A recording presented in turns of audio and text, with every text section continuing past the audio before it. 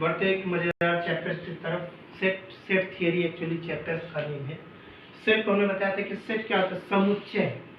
समुच्चय को देखिए एक समूह से बना है ना, ग्रुप, जहाँ पे ग्रुप क्रिएट हो, लेकिन कंडीशन हो चाहिए वो जो ग्रुप हो वो डिफाइंड ग्रुप, फिक्स ग्रुप हो, इसके जो मेंबर्स हो वो आइडेंटिफाई किए जाए कि हाँ ये मेंबर्स हैं।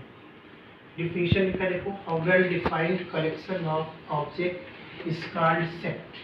अगर सेट है तो उसके ऑब्जेक्ट वेल डिफाइंड होने चाहिए, और जो ऑब्जेक्ट होंगे उसको क्या बोलेंगे, मेंबर्स ऑफ सेट और एलिमेंट ऑफ सेट। लिखा है ना, the object in a set is called numbers of set, members of set और एलिमेंट ऑफ द सेट। अब डिफाइंड नॉट डिफाइंड में क्या डिफरेंस है? हमने कहा कि हमने एक सेट बनाया जिसमें कह दिया कि x is such that x is the set of all the vowel in alphabet। तो अल्फाबेट में वावल होते हैं ना, इंग्लिश अल्फाबेट में ए ई आई ओ यू 5 ही वावल होते हैं। इसके अपोजिट अगर हम कहते हैं हमें अगर सेट नहीं बनाना है, हमने कह दिया कि जैसे एक सेट ऐसा है जिसमें मोस्ट डेंजरस एनिमल्स हैं। अब सोचो कौन से ऐसे एनिमल्स हैं जिसको मोस्ट डेंजरस बोले। डेंजरस तो सब होते हैं, उसमें मोस्ट डेंजरस कौन सा लाओगे? टाइगर को लाओगे, एलिफेंट को लाओगे, काव को लाओगे, किसको लाओगे भाई? सब के सब एनिमल ही है ना। उसमें मोस्ट डेंजरस हम कैसे आइडेंटिफाई करेंगे? नहीं कर पाएंगे ना। तो जब ऐसी कंडीशन बनेगी तो वो नॉन डिफाइंड होगा, और जो नॉन डिफाइंड होगा उसी को कहेंगे कि वो सेट नहीं है। सेट कहने के लिए कंडीशन होनी चाहिए कि वो डिफाइंड ऑब्जेक्ट। अगर हम कहते हैं कि एक ऐसा सेट हमारे पास है जिसमें सब के सब टैलेंटेड राइटर्स हैं, हम कैसे आइडेंटिफाई करेंगे भाई वो टैलेंटेड राइटर्स हैं? नहीं कर सकते ना। राइटर है वो चलेगा, पर टैलेंटेड कहाँ से होगा?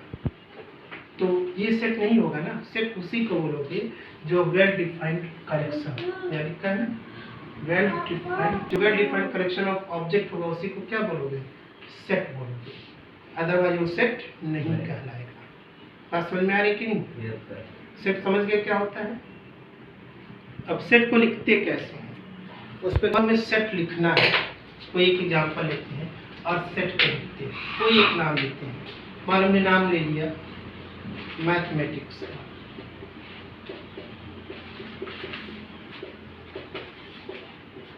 इतना लंबा है, इसका हमें सेट लिखना है। मान लो सेट को हम ए से रिप्रेजेंट कर रहे हैं, तो देखो सेट में कोई चीज रिपीटेड नहीं होती है। अगर 2 बार है तो उसको एक बार ही लिखोगे। जैसे हमने यम को लिखा तो हमारे यम के बाद क्या है? ए है, ठीक। ए के बाद क्या है? टी है। टी के बाद क्या है? एच है। एच के बाद क्या है? ई है। फिर यम तो रिपीटेड है ना, तो नहीं लिखोगे। ए भी रिपीटेड है, नहीं लिखोगे। टी भी रिपीटेड है, नहीं लिखोगे। बट आई रिपीटेड नहीं है, लिखोगे। सी रिपीटेड नहीं है, लिखोगे। यस रिपीटेड नहीं है। ये हमारा सेट कंप्लीट हो गया। सेट को हमेशा कर्ली ब्रैकेट में ही रिप्रेजेंट करेंगे।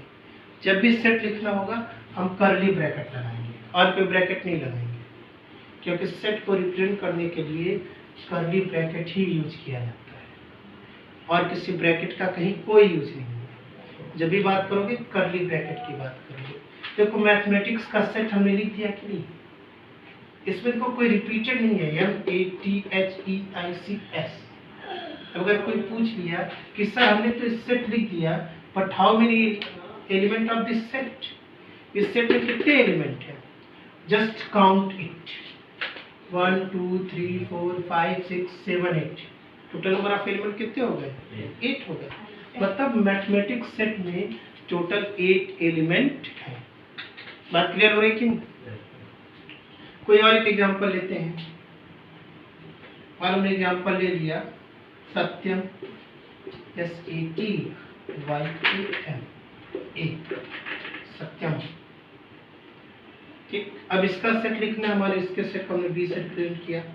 कर्ली ब्रैकेट एज यूजुअल, नाम लिखो SATY। ए रिपीटेड है, नहीं लिखोगे। एम ए रिपीटेड है, नहीं लिखोगे। अब देखो सेट कंप्लीट हो गया। अब एक क्वेश्चन एराइज हो सकता है, सर क्या जो नेम है ओरिजिनल और जो हम सेट लिख रहे हैं, क्या दोनों में सेम एलिमेंट हो सकते हैं? तो हम कहेंगे बिल्कुल हो सकते हैं, but in condition, in such cases. वो केस कौन सा होगा? जिसमें कोई भी अल्फाबेटिकल ऑर्डर रिपीटेड ना हो। रिपीटेड होगा तो कभी भी इक्वल नहीं हो सकता। फॉर एग्जाम्पल चेक इट, 1 2 3 4 5 6 7, इसमें टोटल 7 एलिमेंट है। इसमें काउंट करो 1 2 3 4 5 5। तो क्या 7 5 के इक्वल होता है? नहीं होता है, किसी कीमत पर नहीं होता, ये इक्वल हो ही नहीं सकता, क्योंकि ये इक्वल नहीं है। बात क्लियर हो गई?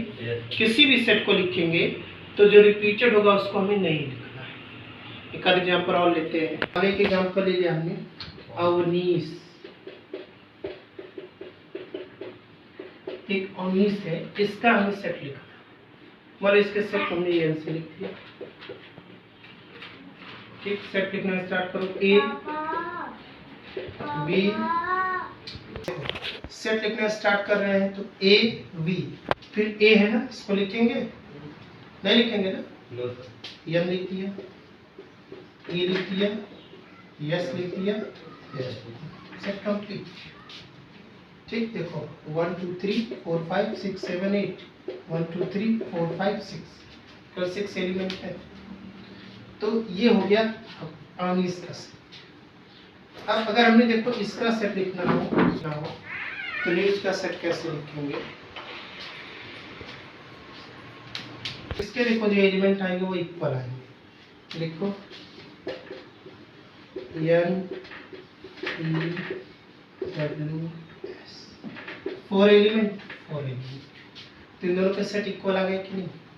तब किसी का सेट लिखना हो, लिखा जा सकता है इजीली, बिल्कुल लिख सकते हैं। सेट लिखने में कहीं कुछ भी नहीं है। नॉर्मली क्या करना है, जो रिपीटेड है उसको नहीं लिखना, सेट कंप्लीट। ये रहा। अब बात करते हैं किसी सेट को हम कैसे लिखते हैं। ये तो हमने नॉर्मली बता चुके हैं ना। एक्चुअली इसके लिखने के 2 मेथड हैं। एक रोस्टर फॉर्म होता है और एक होता है हमारा सेट बिल्डर फॉर्म। एक हमारा रोस्टर फॉर्म होगा, एक सेट बिल्डर फॉर्म होगा। रोस्टर फॉर्म जो हमने अभी लिखा है, सेट बिल्डर फॉर्म में देखते हैं कि जो उसके एलिमेंट है उसके बीच में कोई प्रॉपर्टी है कि नहीं। अगर कोई प्रॉपर्टी होगी तो हम उसी प्रॉपर्टी को लिखेंगे। देखते हैं कैसे। सपोज हमारे पास एक सेट है A इज इक्वल टू 1 2 3 4 5। ये एक सेट लिखते हैं। 2 तरह से रिप्रेजेंट करेंगे, रोस्टर फॉर्म जिसको टेबुलर फॉर्म भी बोलते हैं, एक होता है सेट बिल्डर फॉर्म। ठीक है ना? अब रोस्टर फॉर्म में, टेबुलर फॉर्म में हमने लिख दिया है, अब इसी को लिखना है सेट बिल्डर फॉर्म। तो देखो एक चीज कॉमन हमेशा आएगी, x is such that x। ये जो डबल विद इसको सच दैट पढ़ते हैं। ये जो बिंदी लिखा है इसको क्या पढ़ोगे? Such that x is such that x where. अब x क्या है हमारा, बता सकते हो? नेचुरल नंबर है ना, और किससे छोटा है? 6 से छोटा है ना। x is such that x is natural number less than 6। complete। x is such that x क्या है? एक नेचुरल नंबर है जो 6 से छोटा है। बात समझ में आ रही कि नहीं? x क्या है? एक नेचुरल नंबर है जो 6 से छोटा है। तो हमने रोस्टर फॉर्म में भी लिख दिया और सेट बिल्डर फॉर्म में भी लिख दिया। किसी भी एलिमेंट को हम इन 2 फॉर्म में लिख सकते हैं, आइदर रोस्टर फॉर्म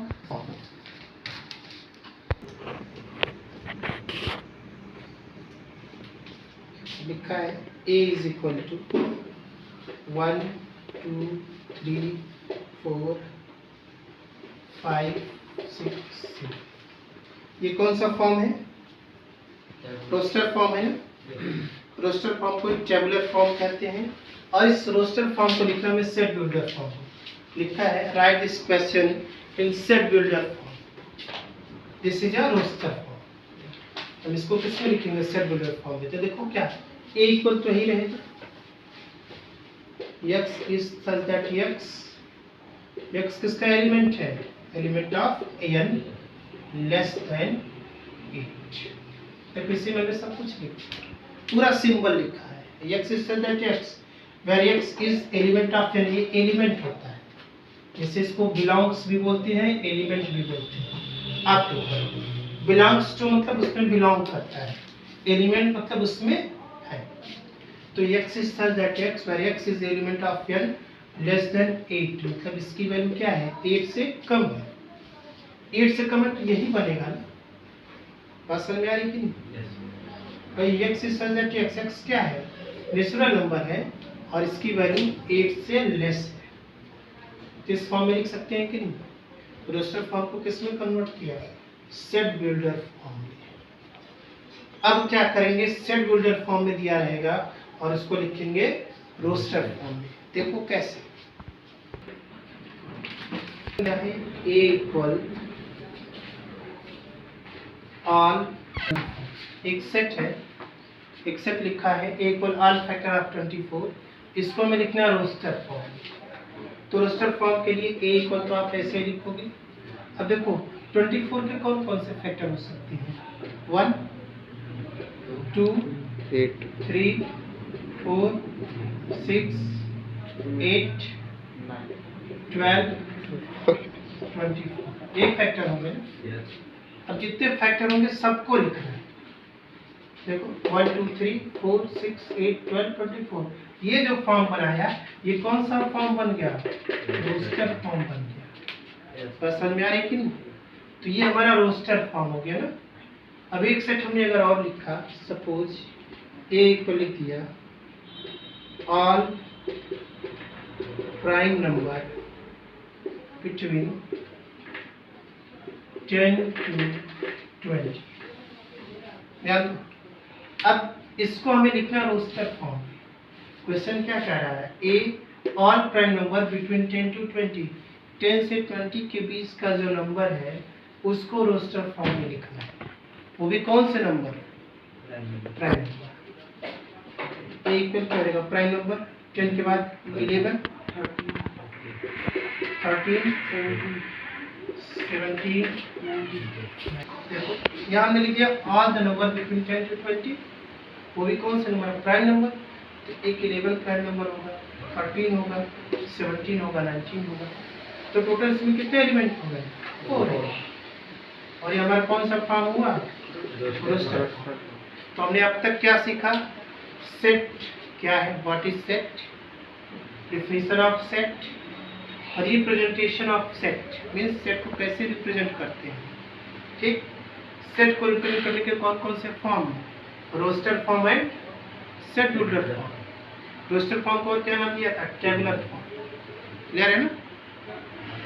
फिर रोस्टर से किस फॉर्म में कन्वर्ट किया था? सेट बिल्डर फॉर्म में, और सेट बिल्डर फॉर्म से किस में कन्वर्ट किया? Roster form. बाकी इसके जो ऑपरेशन है उसको हम लोग देखेंगे नेक्स्ट इस में, यहीं तक। ठीक है ना? और ब्लैक कलर कर दे।